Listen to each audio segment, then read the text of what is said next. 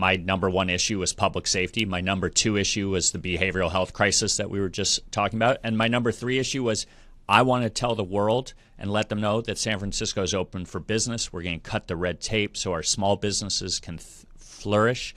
And so I've been saying the same thing for about 2.5 years now, from the time I ran to right now on this great podcast. I'm going to say we need police officers walking the beat along commercial corridors. Our families that are taking their kids to public school and using Muni deserve a Muni stop that is free of people using drugs. It's unacceptable.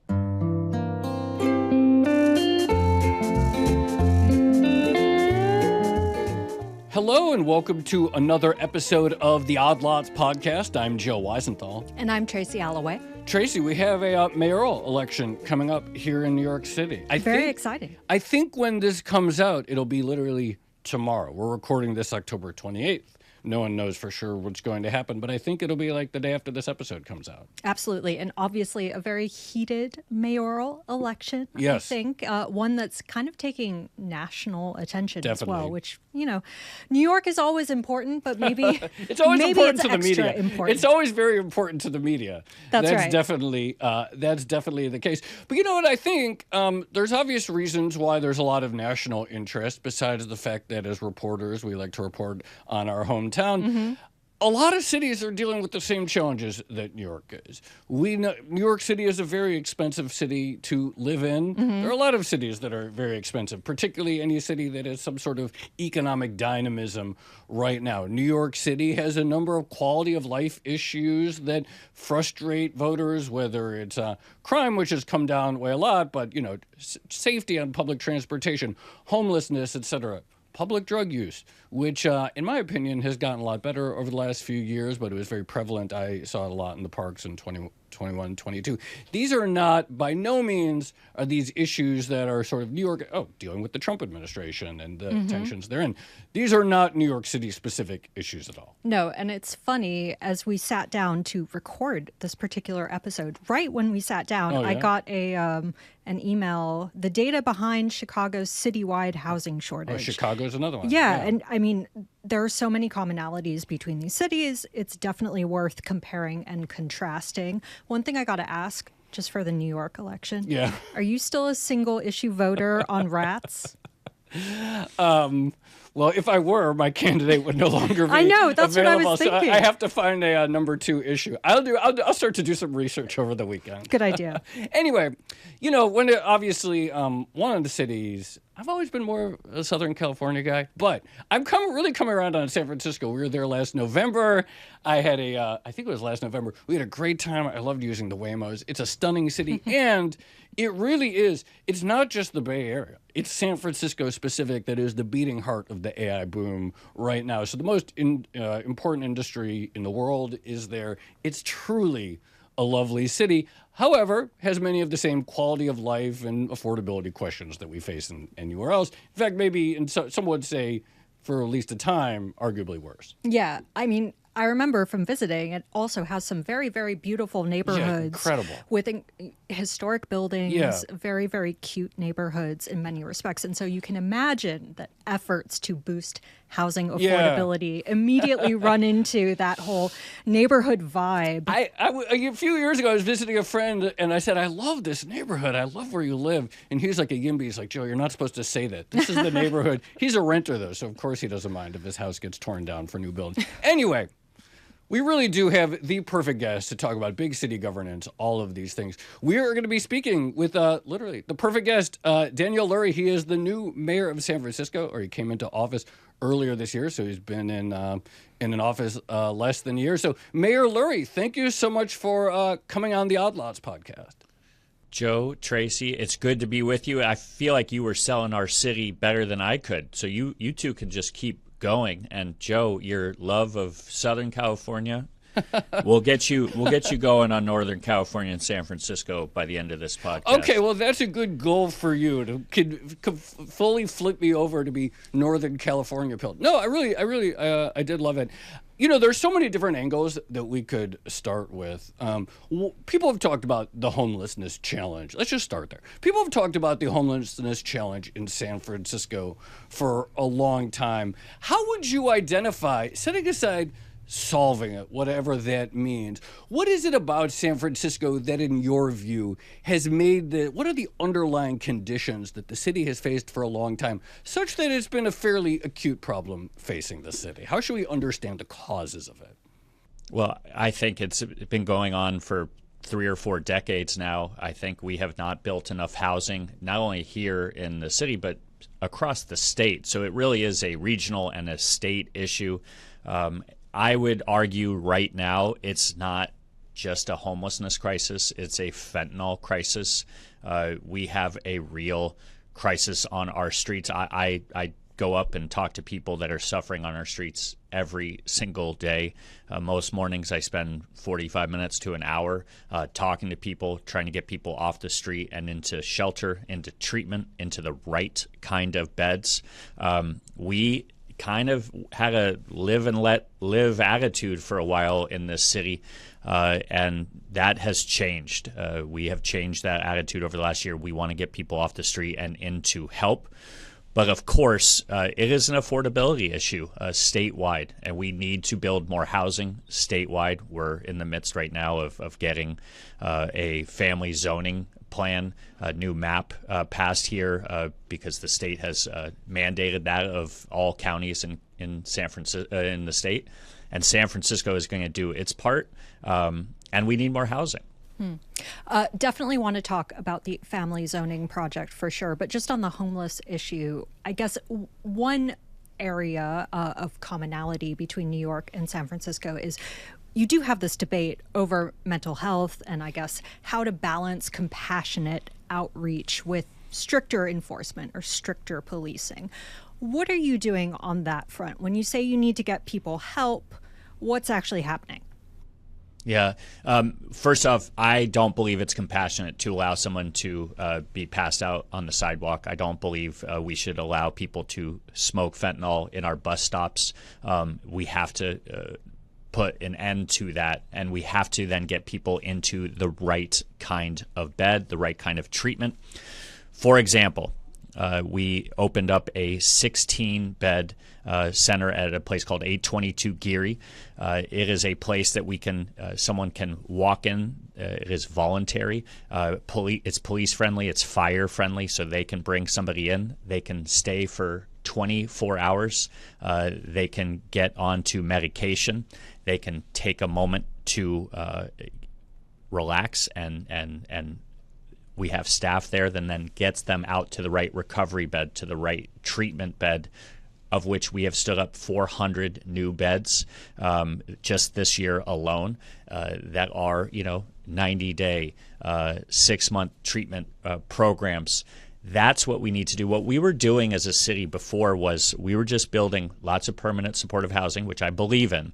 But if you are struggling with a fentanyl addiction and you are put into housing without services, without support, it is not a good fit. And we have really come to understand that really in a really important way this year. And so we are doing a much better job of getting people off the street into short-term care and then into long-term care. But we have a long way to go. But that 822 Geary, 24 hours is an example of a new approach. One other thing that we've done since I came into office in the first month, we readjusted how we do neighborhood outreach or street outreach. We had 7 different departments prior to me coming into office. Now those 7 different departments are put together in what we call a team of teams. They meet each morning as those 7 departments in one mission outreach team, one tenderloin outreach team. They go out together. They know who their target population is. They know the names of the people, and they try to get them off the street and into those right kind of beds. There was an incident in New York City recently. I probably should have looked up the details a little bit more, but I think there was an influencer took some photos of people selling knockoff bags on Canal Street, which they've been doing for decades. They've been doing for decades, and then I think ICE came in. And I was actually on Canal Street 2 nights ago. They were back, et cetera. So whatever they supposedly solved looks like it was just for the cameras for one day. But there's this argument that I've heard, which is like, you know what? If you don't want ICE to come in and, quote, clean up your streets, you should have done it yourself. And I don't really have a strong opinion on, like, the optimal level of enforcement or the optimal level of, like, how extreme you want to get to enforce certain quality of life things. But I have some sympathy for this view that, like, well, there's all this sort of public disorder, et cetera, and where were the politicians prior to the Trump administration taking some of these things seriously? Do you think it's fair to say that the Democratic Party in a number of big cities have not taken what people call quality of life seriously enough in the past? I'm not going to speak for the Democratic Party. I was never in politics. I ran because of the disorder on the streets of San Francisco. I ran. My number one issue was public safety. My number two issue was the behavioral health crisis that we were just talking about. And my number three issue was I want to tell the world and let them know that San Francisco is open for business. We're going to cut the red tape so our small businesses can flourish. And so I've been saying the same thing for about 2.5 years now, from the time I ran to right now on this great podcast. I'm going to say we need police officers walking the beat along commercial corridors. Our families that are taking their kids to public school and using Muni deserve a Muni stop that is free of people using drugs. It's unacceptable. And it was 2.5 years ago for me. It's unacceptable to me. So local law enforcement can do the job. We are short a number of officers. We have the first net increase in police and sheriff's deputies in 10 years, a net increase for the first time in 10 years. And so we need to get back to full staffing, and we can handle it. We can handle it. So just real quick follow-up, like I agree. I agree. I would like to have public transportation stops everywhere where there's not public drug use, public drugs for sale, et cetera. Where do you encounter the opposition to that? Like, what have you discovered about where the roadblocks are? Because, again, it seems very sensible that you shouldn't be using drugs in public. So where's the opposition? It's funny. There are people, and I talk to them every day. I drop my son off in the Mission, and I walk the streets from the Mission to Hayes Valley most mornings. And there's a bike route, and there was 4 people, 4 of whom were either in the midst of using drugs or had used drugs. And I was telling them they needed to move, and we would give them help, we would give them offer of support, and someone came by, but literally in the bike lane, and someone stopped and said, "What are you doing? They live here." And I said, "This is a bike lane that parents are taking their kids to school on the back of their bikes. They're walking their kids to school, so there is opposition, But I would also tell you that the vast majority of San Franciscans want public safety. They want clean streets. They want safe sidewalks. And we are delivering on that. Crime is down 30% in our city. Crime in Union Square, our financial district, because of the staffing increase that we put together through something we call the Hospitality Zone Task Force for Union Square, Moscone, Yerba Buena, which is our downtown hub. Crime is down 40%. Violent crime in our city, we haven't seen these type of rates since the 1950s. So what we are doing is working, and we are going, and the vast majority of people are very excited. This is the first time in a very long time that San Franciscans, the majority of them, feel like our city's heading in the right direction. and we are a city on the rise, and it's a great time to be here. Well, tell us more about what exactly you're doing. And one thing I'm very curious about is, I guess, the division of labor or division of responsibility between the mayor's office or the district attorney or the police force and things like that. Well, I think the police officers have a responsibility, obviously, to keep safety, and our district attorney has done a great job prosecuting and really going after these fentanyl dealers. So, I think your audience, you all told me before coming on, is the smartest audience there is. Correct. That's right. So, listeners, we always say you're the smartest out there. But, listen, our SFPD, they're incredible. They are driving crime down. We have a great partnership with our DA, with our city attorney, with our sheriffs. Our park rangers are doing a great job in our parks as well. It's a team effort, and we are united in making sure that everyone here in San Francisco knows, every visitor to San Francisco knows, every convention goer knows that public safety is our number one priority. We pulled off the NBA All-Star Game. We had the Chinese New Year parade on the same weekend. It went off without a hitch. We just had a conference with 50,000 people last week in San Francisco. We had a demonstration on a Saturday with 50,000 people marching, 0 arrests. We know how to keep people safe, and we're proving it. You mentioned that, you want to be a dynamic place for business. We're also talking about homelessness. Should San Francisco keep Prop C? So I understand that on big companies with revenue of over $50 million, that there's this tiny gross revenue tax. Some speculate, though it's not confirmed, I don't know if they've said it, that is one reason that Stripe does not have its headquarters in San Francisco. Should that be revisited so as to bring more corporate activity into the city itself? What I've always said is that we need to be competitive on the tax front. We're out of whack with San Jose and Santa Clara County. So, actually every candidate for mayor last year supported what was called Prop M, which kind of realigned our tax structure, got it more competitive. That was an important step for our city. I think it signaled to everybody that we were serious about being in the ballpark. I think we probably still have more work to do. But the thing that I think companies really look at is the quality of life, and they look at their street conditions, they look at public safety. I think that is without question the most important thing, and they are seeing that they have a mayor that is delivering on that front, that I am focused on creating the conditions so that they can succeed. That's our mantra. We want to create the conditions so that small businesses can succeed, and that big business is welcome back here. What I always say, though, you two, is I want these companies to be part of the community, though. Like, I want them investing in our public transit. I want them investing in our public schools. I want them investing in our arts and cultural institutions.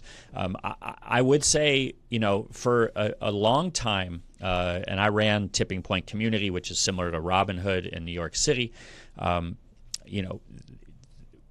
Tipping Point was always focused on bringing individuals and companies to help support those that were living in poverty, those around job training and housing.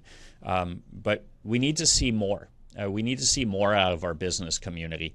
We're going to do our part at the administration to create the conditions for their success, but I need them to help us make sure that San Francisco regains its status as the greatest city in the world. We're not far off. We're closer than most people think. We are the most beautiful city in the world right now, and we are soon going to be the greatest city in the world again. I was going to say, New York might take issue with the greatest city in the world label. I know who I'm talking to. I know. Okay, since we are talking about companies, one of the reasons we wanted to talk to you is, as Joe mentioned in the intro, San Francisco, obviously a massive tech hub.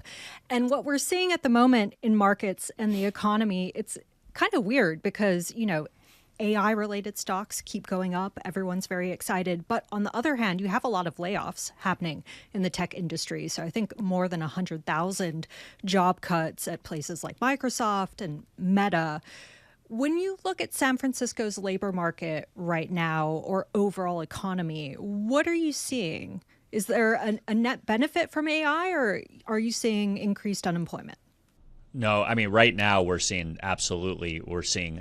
people from Texas and New York and other parts of the globe buying buildings in San Francisco, betting on real estate, understanding that it's not just about AI, though. It's really about the ecosystem that is growing up around a company like OpenAI or Anthropic or Databricks. These are enabling companies and startups and entrepreneurs in the healthcare space and others. Like, it is booming in that respect. But I also want to create the conditions so that we have a durable trajectory, not one that is just reliant on just on tech or on AI, but because we did that in the 2010s. We were so solely focused just on tech, and I think what you're seeing here is that we are seeing a broad-based recovery. Arts and culture. We're seeing new restaurants. We're seeing healthcare really take off also, and so we want it to be durable. We want it to be broad, but there's no question that AI is driving and is a major force, and it's a force in terms of for good in terms of jobs. What should the next mayor of New York City, whoever, you deal with all these CEOs of startups, and they go on Twitter and they yap and they threaten to move to Austin or they threaten to move to Miami, et cetera. And I think a bunch of them moved back. But they're saying the same thing here. Some of them are like, oh, I'm going to, move to Nashville or whatever if so-and-so gets elected. What should the next mayor of New York City know about having a productive relationship with a significant part of the tax base? Well, I would say to any next mayor of any city, don't listen to me. Don't listen to me. I'm 10 months in.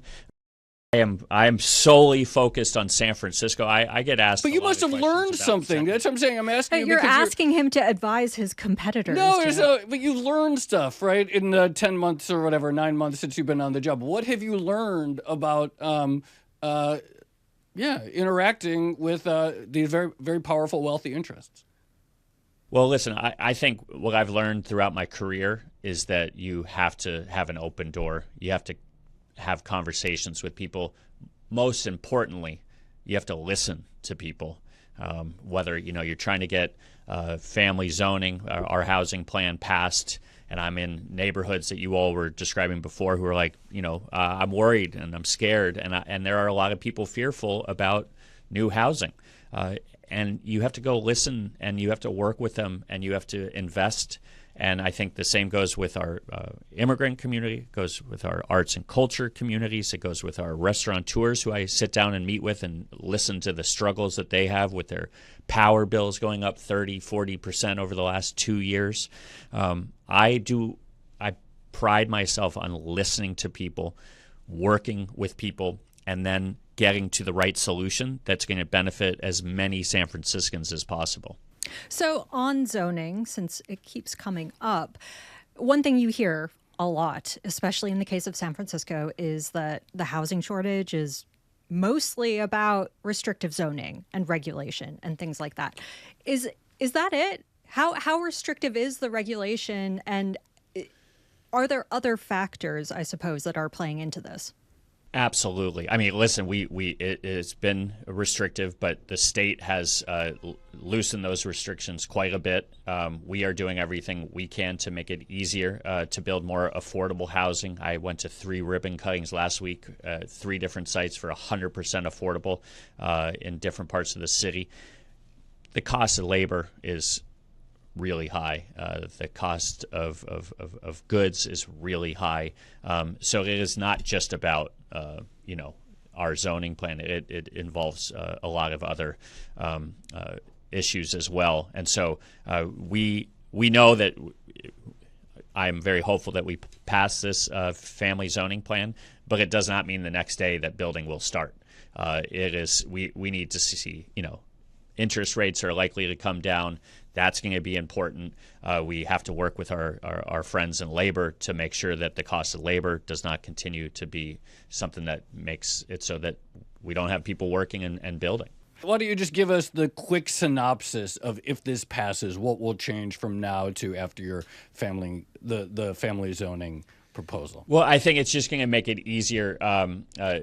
We have lots of amendments still to be worked on, to be quite honest. That's going to protect rent-controlled units of 3 or more that are in a building. It is going to allow for more housing to get built more quickly, so you won't have to go through as much of a process. But once again, I don't think you're going to see a huge difference during, at least, let's say, my first term. We have to see those other factors play into it as well.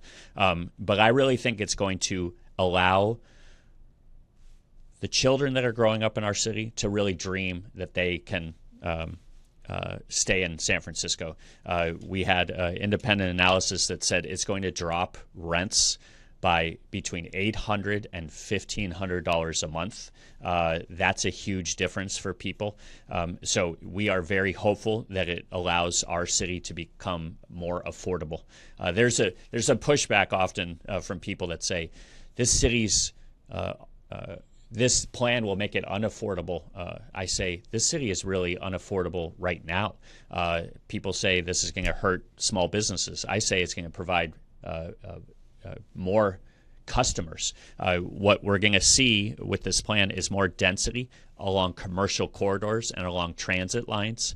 That is where the bulk of the height will go up. It'll go up to 6 to 8 stories along commercial corridors. And what I've told everybody in residential neighborhoods, we have basically 4 stories everywhere. 77% of our plan, there are no height increases. We're really protecting our residential neighborhoods, our jewels that you all were talking about before, and it's going to also help us prevent our Ocean Beach from becoming Miami Beach, which is a real fear that people have, and I understand it, and I don't want that. I want our Sunset and Richmond neighborhoods to retain their unique character. Joe, I have yet to experience a rent decrease in New York ever in my life. Yeah, you're never going to get Well, I heard some people got them in 2020, right? But I wasn't here. So that's a novelty, seeing rents go down in a major city, if it happens. So what have your conversations actually been like with developers? What are they saying their needs actually are in fulfilling some of this project? To be quite honest, I haven't had that many conversations with developers, and when I have, it's really around interest rates, the cost of labor, the cost of construction.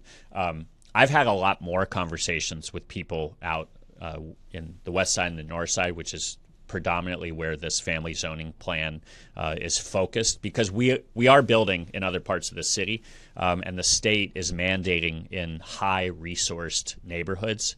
And so, we haven't had a zoning change on the west side of San Francisco since the 1970s. So that's important for people to know.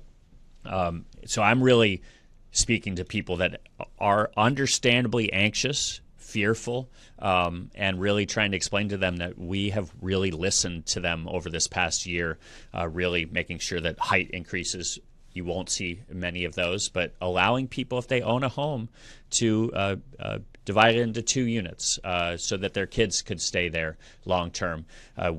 This plan meets the requirements of the state, and I think it's a really thoughtful, well laid out plan. Shifting gears a little bit in the few minutes we have left, a lot of Democratic Party politicians, it's like, we're opposing Trump's agenda, whatever that means, opposing Trump's agenda, protecting the city or the state against Trump's agenda. You mentioned immigrants. Do you feel that you have a responsibility to protect San Francisco's undocumented residents against Trump's agenda? Is that a useful thing? I have a responsibility to take care of San Franciscans and everybody here in San Francisco. I have a responsibility to protect people coming in for a convention. I have a responsibility to take care of our communities. And so I don't think about it in like the micro term, but we have our policies in place here in San Francisco that have kept us safe. They've kept us safe for decades. When you have the policies that we have in place that make sure that local law enforcement are not, tasked with federal immigration enforcement, that allows people to report crime. That allows people to take their kids to the hospital. It allows it allows our city to stay safe. And the numbers are bearing it out. And I just keep reiterating that my focus is on keeping San Francisco safe, and it's working. We have the lowest homicide rate on record in terms of we haven't seen these numbers since the 1950s. Crime in our downtown is down 40%. Crime citywide is down 30%. So what we are doing is protecting the people of San Francisco. We're protecting our visitors and businesses. Everyone is seeing that it is working. And so that's how I answer that question. What advice do you have for the incoming New York City mayor, whoever it may be? That's the second time you two have asked me that question. Not on tax, though. Not on tax. Something cooperative. I've talked to mayors across this country, and many of us have discussed that staying focused on your people, staying focused on your small businesses, focused on your public schools is the way to go. But once again, I don't think other people in other cities should be taking my advice. I think they should be doing what works for them. I'm doing what I believe works best for San Francisco. And right now, I am feeling and I think the vast majority of San Franciscans are feeling like we're heading in the right direction. And I'm just going to keep my head down and keep driving and getting results for the people of San Francisco. I'd love to end it on a very big picture, nice note about all your results. I'm sure you'd like to end it there too. But I have one last question that's a little bit more specific. A significant chunk of San Francisco's budget operates through nonprofits. And I think there's a significant amount in New York and other cities as well. How do taxpayers know that money is being well spent? How do we know that is a good allocation? These sort of private enterprises that do services, whether it's related to housing, whether it's related to homelessness, how do you establish accountability such that we know that these are good allocations? Yeah, I think people should have a lot of